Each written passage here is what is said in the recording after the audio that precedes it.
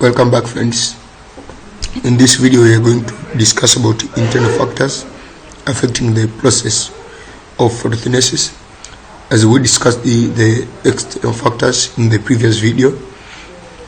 And in this video we are proceeding. The first internal factor is chlorophyll concentration. As we know, chlorophyll do the function of absorbing the light rays so that they are used in the light independent stage of photosynthesis. So the light dependent stage or light reaction cannot proceed in its normal rate if the chlorophyll concentration is decreased. So chlorophyll concentration is not normally the limiting factor for photosynthesis, but reduction in the chlorophyll level can be induced by several factors, including diseases and mineral deficiency, normal aging process, which is called senescence, and etc. So reduction in the chlorophyll concentration due to different factors may lead to the condition of the leaf which will not be able to absorb the light. So if the leaf becomes yellow, it is said to be chlorotic. The yellowing process is called chlorosis.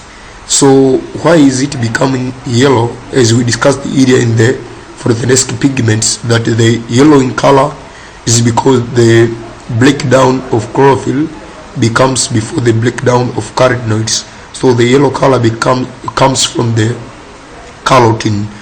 Kwa hiyo carotene zile ndio ambazo zinakuwa zinaweka rangi ya njano. Chlorotic spots are thus often a symptom of disease or mineral deficiency. So iron, magnesium, and nitrogen are required during chlorophyll synthesis, as we discussed earlier in the inorganic ions. And the latter two elements, which are magnesium and nitrogen, they are part of chlorophyll molecule. So potassium is also important. Lack of light can also cause chlorosis, since light is needed for the final stage of chlorophyll synthesis. Chlorosis inaweza kusababishwa na deficiency of chlorophyll, lakini sometimes the last stages of the synthesis of chlorophyll requires light. So deficiency of light can lead to chlorosis of leaves. And another factor, internal factor, which can affect the process of photosynthesis is leaf anatomy. Tunaposema anatomy, maana yake ni muundo wa kitu. Kwa leaf anatomy kiufupi ni muundo wa jani. Kama ambavyo tuliweza kudiscuss kwamba kwenye majani ya kawaida yenyewe yanakuwa na single type of chloroplast, while tukija kwenye C4 plants, wao wanakuwa na clans anatomy, ambao kwenye clans anatomy tulisema muundo wa jani unakuwa na two types of cell, bandophils pamoja na mesophyll cells. So rate of photosynthesis is partially influenced by anatomy of the leaf. Kama ambavyo tuliona kwenye C4 plants, the rate of photosynthesis is higher, and even the output of photosynthesis is higher because of the clans anatomy, which increase the efficiency of photosynthesis. Now another factor is protoplasmic factors. When we are talking of protoplasm, as we discussed in cytology, protoplasm is the combination between cytoplasm and the nucleus. And if protoplasm is the combination between cytoplasm and the nucleus, some of the factors in the cytoplasm of the cell or even in the stroma of chloroplast, they can affect the process of photosynthesis.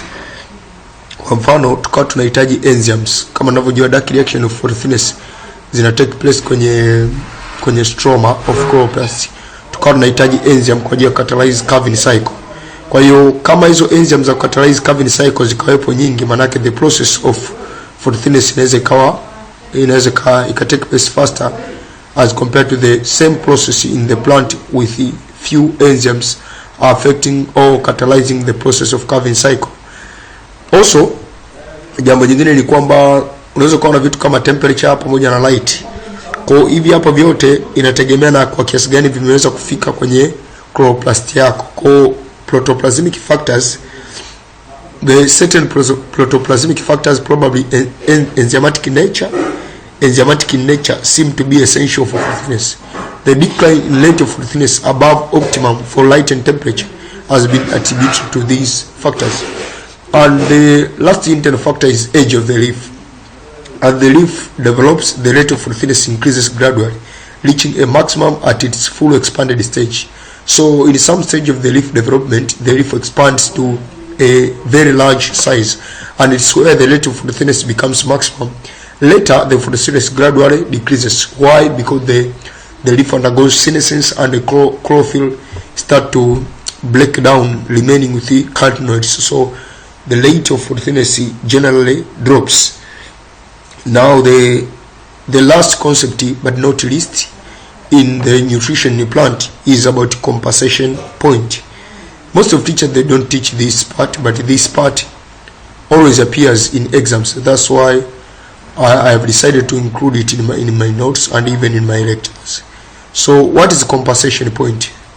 Compensation point ni ile point ambayo hata ukiongeza kitu fulani haki affect the process of photosynthesis. It's like saturation but not saturation. In compensation point, one thing to remember is that there is no net gaseous exchange, no net entrance of carbon dioxide, and no net outside movement of oxygen. So the oxygen produced in photosynthesis is used in respiration, and the carbon dioxide produced in respiration is used in photosynthesis. So there is no net gaseous exchange from outside of the leaf. So we are saying that photosynthesis results in uptake of carbon dioxide and evolution of oxygen. Kwa hiyo wakati huo respiration inakuwa inaendelea kwenye jani, ambao respiration inachukua oxygen, ina produce carbon dioxide. So tukiwa tuna increase light intensity, manake at low light intensity the uptake of carbon dioxide is small, hence the production of oxygen is small. So at low light intensity manake tunakuwa tuna oxygen ambayo inakuwa inatengenezwa mle ndani kwa ajili ya respiration na nyingine inachukuliwa toka nje. Lakini as we increase the light intensity gradually from zero, the rate of photosynthesis gradually increases accordingly. There will come a point, therefore, when photosynthesis and respiration exactly balances each other with no net exchange of oxygen and carbon dioxide. Kwa hapa zina balance vipi? Maana yake oxygen inayotengenezwa kwenye photosynthesis inatumika kwenye respiration, na carbon dioxide inayotengenezwa kwenye respiration inatumika kwenye photosynthesis.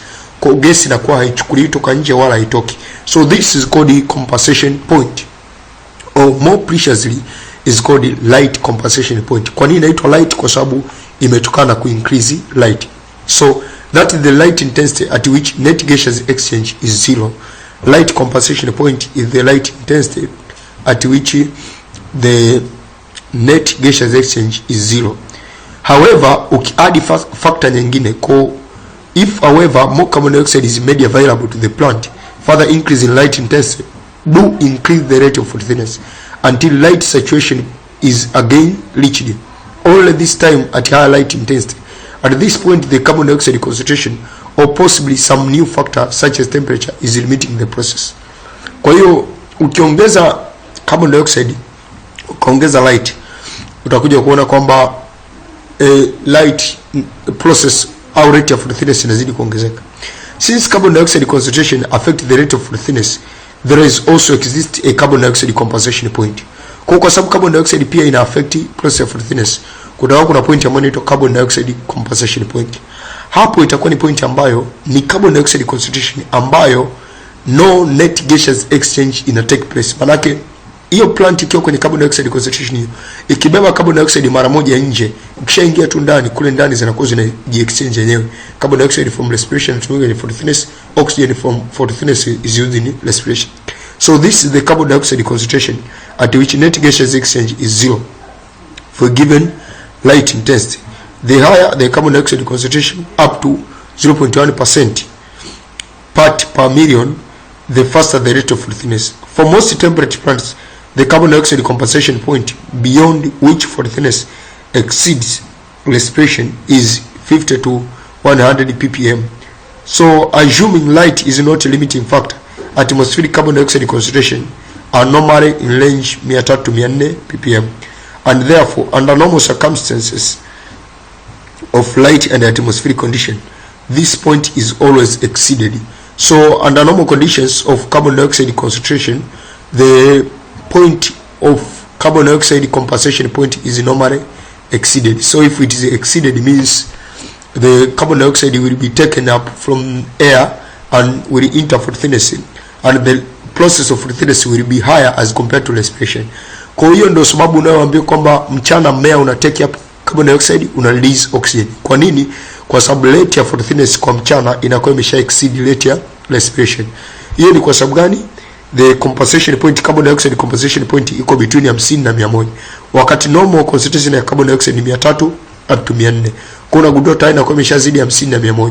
Lakini kama hii normal carbon dioxide concentration ingekuwa low ya ile ambayo ni compensation point ya carbon dioxide, ya ile ambayo ni compensation point ya carbon dioxide ambayo ni 300 hadi 400, ungekuja kuona kwamba mchana mmea ungekuwa na take up oxygen, una release carbon dioxide, kitu ambacho huwa kinatokea usiku. Kwa nini kinatokea usiku? Kwa sababu ya light kuwa ndogo. Kwa hiyo kifupi ndio hivyo. This is the end of nutrition in plant, and here we are starting heterotrophic nutrition in the next lecture, and we shall discuss some of the questions in this nutrition in plant and how to answer them. So having nice study, subscribe to the channel, click the link below to join my Telegram group for discussion. And what I can say that having nice study, subscribe to the channel for more updates, share the videos to WhatsApp group, Facebook, Telegram groups, and etc., so that people can acquire this knowledge free. Thank you everybody. Nice studies.